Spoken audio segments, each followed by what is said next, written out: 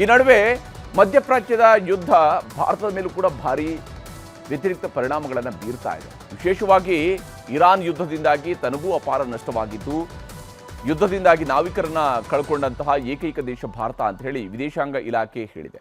ಹಾರ್ಮುಜ್ ಜಲಸಂಧಿಯನ್ನ ಪುನಃ ತೆರೆಯುವ ಕುರಿತು ಯುನೈಟೆಡ್ ಕಿಂಗ್ಡಮ್ ನೇತೃತ್ವದಲ್ಲಿ ನಡೆದಂತಹ ಸಭೆಯಲ್ಲಿ ಪಾಲ್ಗೊಂಡಿದ್ದ ಭಾರತ ಈ ಅಭಿಪ್ರಾಯವನ್ನು ವ್ಯಕ್ತಪಡಿಸಿದೆ. ಪಶ್ಚಿಮ ಏಷ್ಯಾ ದೇಶಗಳಲ್ಲಿ ವಿದೇಶಿ ಧ್ವಜ ಹೊಂದಿರುವ ಹಡಗುಗಳಲ್ಲಿದ್ದ ಕನಿಷ್ಠ 3 ಭಾರತೀಯ ನಾವಿಕರು ಸಾವಿಗೀಡಾಗಿದ್ದಾರೆ ಅಂತ ಭಾರತ ಸರ್ಕಾರ ಹೇಳಿಕೊಂಡಿದೆ. ಹೀಗೆ ಈ ಯುದ್ಧ ಭೀಕರ ಸ್ವರೂಪಗಳನ್ನು ಪಡ್ಕೊಳ್ತಾ ಇರುವಂಥದ್ದು ಗೋಚರಿಸ್ತಾ ಇದೆ. ಈ ಯುದ್ಧ ಯಾವಾಗ ನಿಲ್ಲುತ್ತೆ ಅಂತ ಹೇಳಿ ಇಡೀ ವಿಶ್ವವೂ ಕೂಡ ಎದುರು ನೋಡ್ತಾ ಇರುವಂಥದ್ದು. ಇರಾನ್ ಮೇಲೂ ಒತ್ತಡವನ್ನು ವಿಶ್ವಸಂಸ್ಥೆ ಹೇರ್ತಾ ಇದೆ. ಹಾಗೆಯೇ ಅಮೆರಿಕಕ್ಕೂ ಕೂಡ ಸಲಹೆಯನ್ನು ಕೊಟ್ಟಿದೆ, ಆದಷ್ಟು ಬೇಗ ಯುದ್ಧವನ್ನು ನಿಲ್ಲಿಸಿ. ಈಗ ಸೂಪರ್ ಪ್ರೈಮ್ ನೆಟ್ 9ನಲ್ಲಿ ರಾಜ್ಯ, ದೇಶ ಹಾಗೂ ವಿದೇಶಗಳ ಮತ್ತಷ್ಟು ಪ್ರಮುಖ ಸುದ್ದಿಗಳನ್ನು ನೋಡ್ತಾ ಹೋಗೋಣ. ಹುಬ್ಬಳ್ಳಿಯಲ್ಲಿ ಮತ್ತೊಂದು ಲವ್ ಜಿಹಾದ್ ಪ್ರಕರಣ ಸಂಚಲನವನ್ನು ಸೃಷ್ಟಿಸಿದೆ. ಜಿಮ್ ಟ್ರೈನರ್ ಸಮೀರ್ ಎಂಬಾತ ಪ್ರೀತಿ ಹೆಸರಿನಲ್ಲಿ ಹಿಂದೂ ಯುವತಿಯರಿಗೆ ಮೋಸ ಮಾಡಿದ್ದಾನೆ, ನಂಬಿಸಿ ಹಲವರಿಗೆ ಅಬಾರ್ಷನ್ ಮಾಡಿಸಿದ್ದ ಅನ್ನುವಂತಹ ಆರೋಪ ಕೇಳಿಬಂದಿದೆ. ಇದೇ ವಿಚಾರಕ್ಕೆ ಹಿಂದೂ ಸಂಘಟನೆಯ ಕಾರ್ಯಕರ್ತರು ಸಮೀರ್ನನ್ನು ಥಳಿಸಿ ಪೊಲೀಸರಿಗೆ ಒಪ್ಪಿಸಿದ್ದಾರೆ. ಸಮೀರ್ ಮೊಬೈಲ್ನಲ್ಲಿ ಹಲವು ಹಿಂದೂ ಯುವತಿಯರ ಫೋಟೋಗಳು ಕೂಡ ಇದ್ದಾವೆ ಅನ್ನುವಂತಹ ಆರೋಪ ಕೇಳಿಬಂದಿದ್ದು, ಇದರ ಬಗ್ಗೆ ಪೊಲೀಸರು ತನಿಖೆ ನಡೆಸ್ತಾ ಇದ್ದಾರೆ. ಇನ್ನು ಜಿಮ್ ಟ್ರೈನರ್ ಸಮೀರ್ ವಿರುದ್ಧ ಸಂತ್ರಸ್ತೆ ಕೂಡ ಸ್ಫೋಟಕ ಆರೋಪವನ್ನು ಮಾಡಿದ್ದಾರೆ. ಮನೆಗೆ ಕರೆದು ನನ್ನ ಮೇಲೆ ಅತ್ಯಾಚಾರ ಮಾಡಿದ್ದಾನೆ, ಅಲ್ಲದೆ ವಿಡಿಯೋ ಮಾಡಿಕೊಂಡು ಬ್ಲ್ಯಾಕ್ ಮೇಲ್ ಮಾಡಿದ್ದಾನೆ ಅಂತ ಕೂಡ ಅವರು ಹೇಳಿದ್ದಾರೆ. ಈ ಆರೋಪವನ್ನು ಅಲ್ಲಗಳೆದಿರುವಂತಹ ಸಮೀರ್, ಆಕೆಯೇ ಈ ವಿಡಿಯೋವನ್ನು ಮಾಡಿಕೊಂಡಿದ್ದು, ಅವಳೇ ನನ್ನ ಪ್ರಜ್ಞೆ ತಪ್ಪಿಸಿದ್ಲು ಅಂತ ಪ್ರತ್ಯಾರೋಪವನ್ನು ಮಾಡಿದ್ದಾರೆ. ಇನ್ನು ಹಿಂದಿ ಭಾಷೆ ಅಂಕ ಕೈಬಿಟ್ಟಿರುವ ವಿಚಾರಕ್ಕೆ ಸಂಬಂಧಿಸಿದಂತೆ ರಾಜ್ಯ ಸರ್ಕಾರ ಹಾಗೂ ರಾಜ್ಯಪಾಲರ ನಡುವೆ ಪತ್ರ ಸಮರ ಶುರುವಾಗಿದೆ. ಅಂಕವನ್ನ ಕೈಬಿಟ್ಟ ತೀರ್ಮಾನವನ್ನ ಮರುಪರಿಶೀಲಿಸಬೇಕು ಅಂತ ಹೇಳಿ ಮುಖ್ಯ ಕಾರ್ಯದರ್ಶಿ ಶಾಲಿನಿ ರಜನೀಶ್ ಅವರಿಗೆ ಗೆಹ್ಲೋಟ್ ಅವರು ಪತ್ರ ಬರೆದಿದ್ದಾರೆ.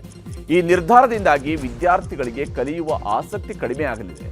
ಹೀಗಾಗಿ ಅಂಕವನ್ನ ಕೈಬಿಡುವಂತಹ ನಿರ್ಧಾರವನ್ನ ಮರುಪರಿಶೀಲನೆ ಮಾಡಬೇಕು ಅಂತೇಳಿ ಸಲಹೆಯನ್ನು ನೀಡಿದ್ದಾರೆ.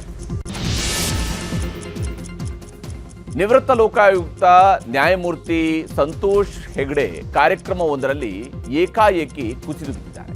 ಕೂಡಲೇ ವಿಧಾನಸಭೆಯ ಸ್ಪೀಕರ್ ಯುಟಿ ಖಾದರ್ ಅವರು ತಮ್ಮ ಕಾರ್ನಲ್ಲಿ ಅವರನ್ನು ಆಸ್ಪತ್ರೆಗೆ ದಾಖಲಿಸಿದರು.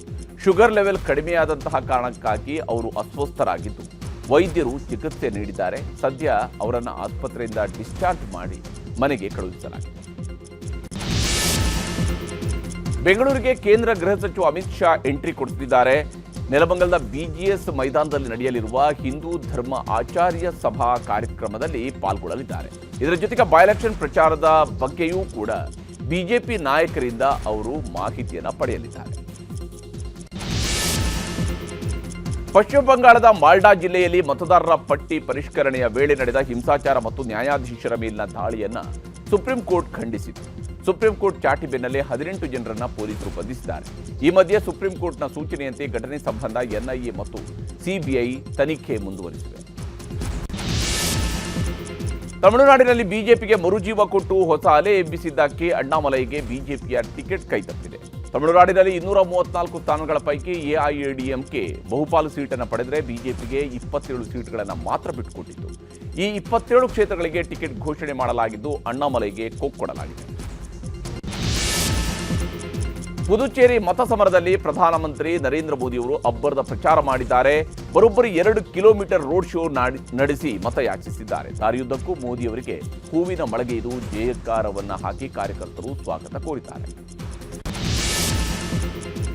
ರಾಜ್ಯಸಭೆಯ ಉಪನಾಯಕ ಅಂದ್ರೆ ಆಮ್ ಆದ್ಮಿ ಪಕ್ಷದ ರಾಜ್ಯಸಭೆಯ ಉಪನಾಯಕ ಸ್ಥಾನದಿಂದ ರಾಘವ್ ಚಡ್ಡಾರನ್ನ ಆಮ್ ಆದ್ಮಿ ಪಕ್ಷ ವಜಾಗೊಳಿಸಿತ್ತು.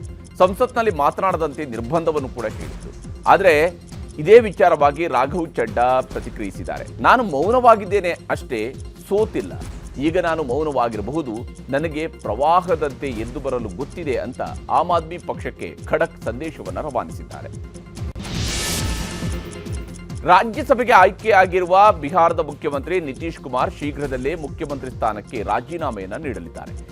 ಏಪ್ರಿಲ್ 10ರಂದು ರಾಜ್ಯಸಭಾ ಸದಸ್ಯರಾಗಿ ಪ್ರಮಾಣ ವಚನವನ್ನು ಸ್ವೀಕರಿಸಲಿದ್ದಾರೆ. ಇದರ ಬೆನ್ನಲ್ಲೇ ಮುಖ್ಯಮಂತ್ರಿ ಸ್ಥಾನಕ್ಕೆ ನಿತೀಶ್ ಕುಮಾರ್ ರಾಜೀನಾಮೆ ನೀಡಲಿದ್ದಾರೆ ಅಂತ ಹೇಳಲಾಗಿದೆ. ಐಎಎಸ್ ಅಧಿಕಾರಿ ರೋಹಿಣಿ ಸಿಂಧೂರಿ ಮೈಸೂರು ಜಿಲ್ಲಾಧಿಕಾರಿಯಾಗಿದ್ದಾಗ ಬಟ್ಟೆ ಬ್ಯಾಗ್ ಖರೀದಿಯಲ್ಲಿ ಅವ್ಯವಹಾರ ನಡೆಸಿರುವ ಆರೋಪ ಕೇಳಿಬಂದಿತ್ತು. ಈ ಪ್ರಕರಣದ ತನಿಖೆ ನಡೆಸುವಂತೆ ಹೈಕೋರ್ಟ್ ಈಗ ಆದೇಶವನ್ನು ನೀಡಿದೆ. ಈ ಬಗ್ಗೆ ಮಾತನಾಡಿರುವ ಮಾಜಿ ಶಾಸಕ ಸಾರಾ ಮಹೇಶ್, ಹಗರಣ ಕುರಿತು ನ್ಯಾಯಾಲಯ ನೀಡಿರುವ ಆದೇಶ ಸ್ವಾಗತಾರ್ಹ ಎಂದಿದ್ದಾರೆ. ಪ್ರಧಾನಿ ಮೋದಿ ಜೊತೆ ಸಂವಾದ ನಡೆಸಿದ್ದ ಅಸ್ಸಾಂನ ಟೀ ತೋಟದ ಮಹಿಳಾ ಕಾರ್ಮಿಕರು ತೀರ್ಥಯಾತ್ರೆ ಕೈಗೊಂಡಿದ್ದಾರೆ. ಏಪ್ರಿಲ್ 1ರಂದು ಪ್ರಧಾನಮಂತ್ರಿ ಮೋದಿಯವರು ದಿಬ್ರುಗಢದಲ್ಲಿ ಟೀ ತೋಟಕ್ಕೆ ಭೇಟಿ ನೀಡಿದ್ರು. ಮಹಿಳಾ ಕಾರ್ಮಿಕರ ಜೊತೆಗೆ ಸಂವಾದ ನಡೆಸಿದ್ರು. ಈಗ ಅದೇ ಕಾರ್ಮಿಕರನ್ನ ತೋಟದ ಮಾಲೀಕ ಅಯೋಧ್ಯೆ ಶ್ರೀರಾಮ ಮಂದಿರ ಹಾಗೂ ಕಾಶಿ ವಿಶ್ವನಾಥ ದೇವಸ್ಥಾನಕ್ಕೆ ಕರೆದೊಯ್ದಿದ್ದಾರೆ. ಎಲೆಕ್ಟ್ರಿಕ್ ವಾಹನ ಖರೀದಿಸುವವರಿಗೆ ರಾಜ್ಯ ಸರ್ಕಾರ ಶಾಕ್ ಕೊಡ್ತಾ ಇದೆ.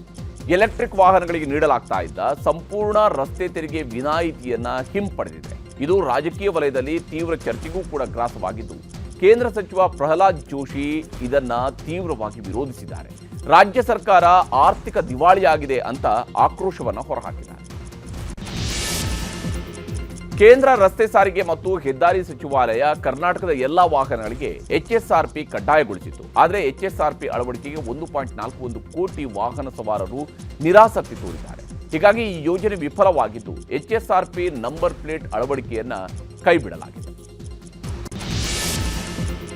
ಪೂರ್ವ ಮುಂಗಾರು ಮಳೆಗೆ GBA ಸಕಲ ಸಿದ್ಧತೆಯನ್ನ ಮಾಡಿಕೊಳ್ತಾ ಇದೆ. ಮಳೆ ಬಂದರೆ ಫ್ಲಡ್ ಆಗುವ 49 ಸ್ಥಳಗಳನ್ನು ಪಟ್ಟಿ ಮಾಡಿದೆ. RR ನಗರದ ಆರ್ಚ್, ಕಂಠೀರವ ಕ್ರೀಡಾಂಗಣ, ಗಾಳಿ ಆಂಜನೇಯ ಸ್ವಾಮಿ ದೇವಸ್ಥಾನ, ಮಾನ್ಯತಾ ಟೆಕ್ ಪಾರ್ಕ್ ಸೇರಿದಂತೆ 49 ಜಾಗಗಳನ್ನು ಗುರುತಿಸಿದೆ. ಪ್ರವಾಹ ಪರಿಸ್ಥಿತಿ ನಿರ್ಮಾಣವಾಗದಂತೆ ಕ್ರಮ ಕೈಗೊಳ್ಳುವುದಕ್ಕೆ GBA ಮುಂದಾಗಿದೆ. ರಾಜ್ಯದ ಹಲವು ಜಿಲ್ಲೆಗಳಲ್ಲಿ ಅಕಾಲಿಕ ಮಳೆ ಅಬ್ಬರ ಮುಂದುವರೆದಿದೆ. ಚಿಕ್ಕಮಗಳೂರಿನ ಮಲೆನಾಡು ಭಾಗದಲ್ಲಿ ಬಿರುಗಾಳಿ ಮಳೆ ಆರ್ಭಟ ಜೋರಾಗಿದೆ. ಮೂಡಿಗೆರೆ ಸೇರಿದಂತೆ ಹಲವೆಡೆ ಧಾರಾಕಾರ ಮಳೆಯಾಗಿದೆ. ಅತ್ತ ಚಿಕ್ಕೋಡಿಯಲ್ಲಿ ಸಿಡಿಲು ಬಡಿದು ತೆಂಗಿನ ಮರ ಹೊತ್ತಿ ಉರುಳಿದೆ. ಸಮುದ್ರದ ಆಳದಲ್ಲಿ ಹಾಗೂ ಮೇಲ್ಮೈಯಲ್ಲಿ ಶತ್ರುಗಳ ಸದ್ದಡಗಿಸಲು ಭಾರತೀಯ ನೌಕಾಪಡೆ ಬತ್ತಳಿಕೆಗೆ ಹೊಸ ಬ್ರಹ್ಮಾಸ್ತ್ರ ಸೇರಿದೆ. ಆಂಧ್ರಪ್ರದೇಶದ ವಿಶಾಖಪಟ್ಟಣಂನಲ್ಲಿ ಸ್ಟೆಲ್ತ್ ಫ್ರಿಗೇಟ್ INS ತರಗಿರಿ ಲೋಕಾರ್ಪಣೆಯಾಗಿದೆ. ಇದು ಶತ್ರುಗಳ ರಡಾರ್ಗೆ ಸಿಗದೆ ನುಗ್ಗುವ ಸಾಮರ್ಥ್ಯವನ್ನು ಹೊಂದಿದೆ. ಇಂಡೋ ಪೆಸಿಫಿಕ್ ವಲಯದಲ್ಲಿ ಭಾರತದ ಭದ್ರತೆಗೆ ಇದು ಸಜ್ಜಾಗಿದೆ. ಚೆನ್ನೈನ ಚಿದಂಬರಂ ಸ್ಟೇಡಿಯಂನಲ್ಲಿ CSK ಹಾಗೂ ಪಂಜಾಬ್ ಮಧ್ಯೆ ಹೈ ವೋಲ್ಟೇಜ್ ಪಂದ್ಯ ನಡೀತಾ ಇದೆ. ಟಾಸ್ ಗೆದ್ದು ಪಂಜಾಬ್ ಫೀಲ್ಡಿಂಗ್ ಅನ್ನು ಆಯ್ಕೆ ಮಾಡಿಕೊಂಡಿದ್ದು 18.4 ಓವರ್ಗಳಿಗೆ CSK 190 ರನ್ಗಳನ್ನು ಕಲೆ ಹಾಕಿದೆ.